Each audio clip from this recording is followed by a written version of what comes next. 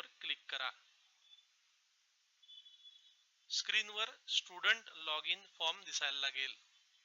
माहिती पुस्तिकेबरोबर मिळालेला user ID आणि पासवर्ड दिलेल्या ठिकाणी भरा। आता लॉग इन बटणावर क्लिक करा। चेंज पासवर्ड हा फॉर्म आता तुम्हाला स्क्रीनवर दिसेल। सर्वप्रथम पुस्तिकेमध्ये मिळालेला पासवर्ड या ठिकाणी टाईप करा। आता तुमच्या निवडीनुसार नवीन पासवर्ड न्यू पासवर्डसाठी दिलेल्या ठिकाणी टाईप करा।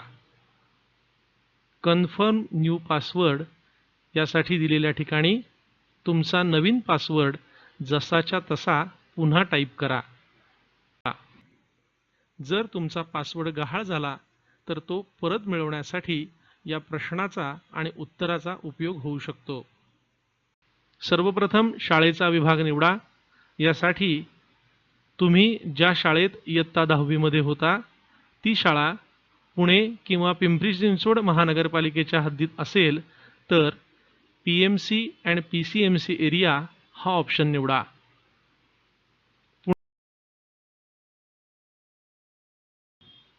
इयत्ता 10वीच्या परीक्षेचा महिना वर्ष निवडा। एसएससी बोर्डामार्फत तुम्ही जर मार्च 2017ची परीक्षा दिली असेल तर विद्यार्थ्याचं नाव, शाळेचं नाव, शाळेचा इंडेक्स नंबर, विद्यार्थ्याच्या आईचं नाव, विद्यार्थ्याची जन्मतारीख, विद्यार्थ्याचा आधार क्रमांक बोर्डाच्या परीक्षेसाठी तुम्ही भरलेल्या फॉर्मनुसार आपोआप दिसायला लागेल। अन्य बोर्डाच्या विद्यार्थ्यांनी सर्व माहिती स्वतः भरायची आहे। ती मार्गदर्शन केंद्रांकडून प्रमाणित करून घ्यायची आहे। आवश्यक ती कागदपत्र तुमच्या शाळेकडून प्रमाणित करून घ्यायची आहेत। सदर कागदपत्र कोणती आहेत हे या माहिती पुस्तिकेत आपल्याला मिळेल। खुल्या संवर्गासह महाराष्ट्रातील विशेष आरक्षणाअंतर्गत भरावयाची माहिती योग्य रीतीने भरा।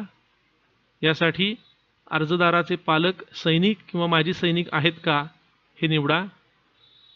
येस हा आपला ऑप्शन असल्यास तो निवडा। आपला ऑप्शन येस असेल तर येस निवडा, आपला ऑप्शन नो असेल तर नो निवडा। येस ऑप्शन निवडलेल्या विद्यार्थ्यांनी कोणती कागदपत्र सादर करायची हे फॉर्मवर दिलेलं आहे।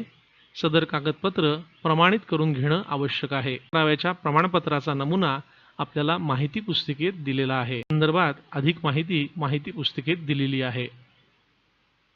विद्यार्थ्याला इन हाऊस कोट्यामध्ये ॲडमिशन घ्यायची आहे का हे आता तुम्हाला निवडायचं आहे। होऊन माय प्रोफाइल फॉर्म दिसेल। इथे खालच्या बाजूला फॉर्ममध्ये काही बदल करायचे असल्यास यासाठी एक लिंक उपलब्ध आहे।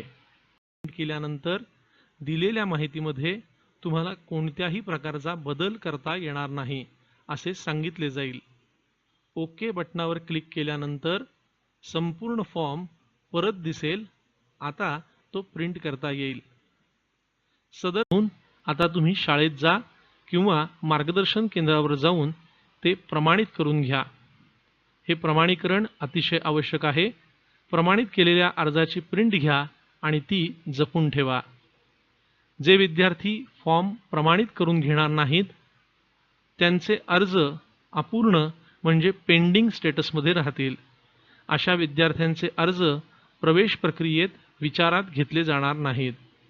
तसंच त्यांना भाग 2 म्हणजे पसंतीक्रम भरता येणार नाही। स्टेटस तपासण्यासाठी स्टुडंट लॉग इन फॉर्मवर दिलेला यूजर आयडी आणि तुमचा नवीन पासवर्ड वापरून लॉग इन करा।